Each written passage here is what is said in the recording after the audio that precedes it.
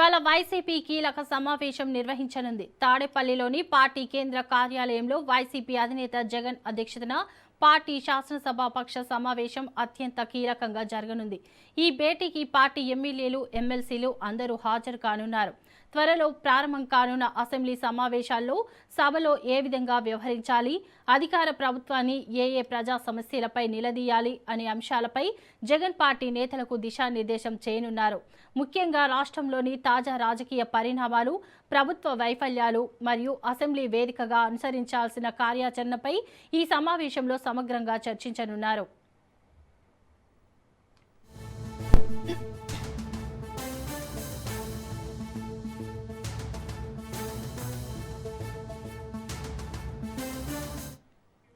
ఇవాళ వైసీపీ కీలక సమావేశం నిర్వహించనుంది. తాడేపల్లిలోని పార్టీ కేంద్ర కార్యాలయంలో వైసీపీ అధినేత జగన్ అధ్యక్షతన పార్టీ శాసనసభాపక్ష సమావేశం అత్యంత కీలకంగా జరగనుంది. ఇక దీనిపై మరింత సమాచారం మా ప్రతినిధి రమేష్ అందిస్తారు. రమేష్, చెప్పండి.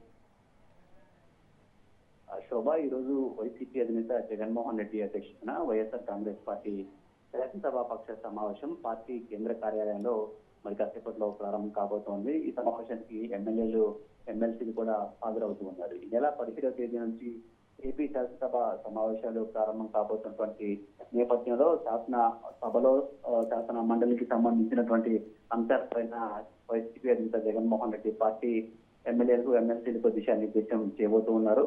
వైఎస్ఆర్ కాంగ్రెస్ పార్టీ ఇప్పటికే శాసనసభ సమావేశాలను బహిష్కరించడం జరిగింది. జగన్మోహన్ రెడ్డికి శాసనసభలో ప్రతిపక్ష నేత హోదా ఇవ్వాలంటూ వైఎస్ఆర్ కాంగ్రెస్ పార్టీ గత కొంతకాలంగా డిమాండ్ చేస్తోంది. అందుకు ప్రభుత్వం నిరాకరిస్తున్న నేపథ్యంలో అసెంబ్లీ సమావేశాలను అయితే వైసీపీ బాయ్కాట్ చేసింది. మరోవైపు శాసన మండలి సమావేశాలకు మాత్రం వైఎస్ఆర్ కాంగ్రెస్ పార్టీ ఎమ్మెల్సీలు హాజరవుతూ ఉన్నారు.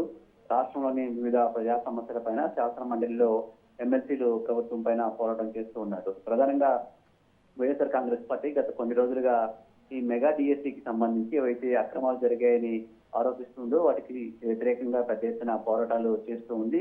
అంతేకాకుండా మంత్రి నారా లోకేష్ రాజీనామా చేయాలని డిమాండ్ చేస్తూ ఉన్నారు. సిబిఐ చేత ఈ మెగా డిఎస్సి అక్రమాలపైన విచారణ జరిపిస్తారని కూడా డిమాండ్ చేస్తున్నటువంటి పరిస్థితి కూడా ఉంది. ఈ నేపథ్యంలో శాసన మండలిలో ఈ మెగా డిఎస్సి అంశంపైన ప్రధానంగా వైసీపీ పోరాటం చేయాలని కూడా ఆ పార్టీ ఎమ్మెల్సీలకు జగన్ దిశానిర్దేశం చేసే అవకాశం ఉన్నట్టు తెలుస్తూ ఉంది.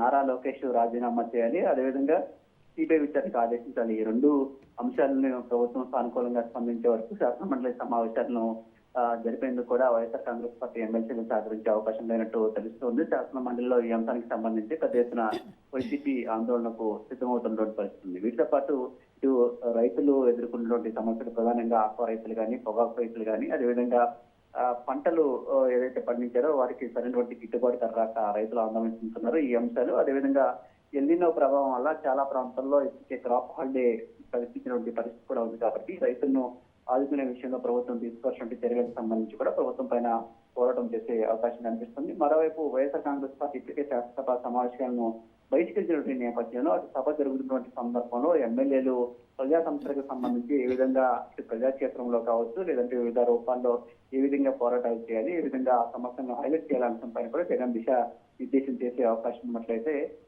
తెలుస్తుంది. వీటిపైనే ఎమ్మెల్యేలకు, ఎమ్మెల్సీలకు జగన్ దిశానిర్దేశం చేయబోతూ ఉన్నారు. Right, thank you Ramesh.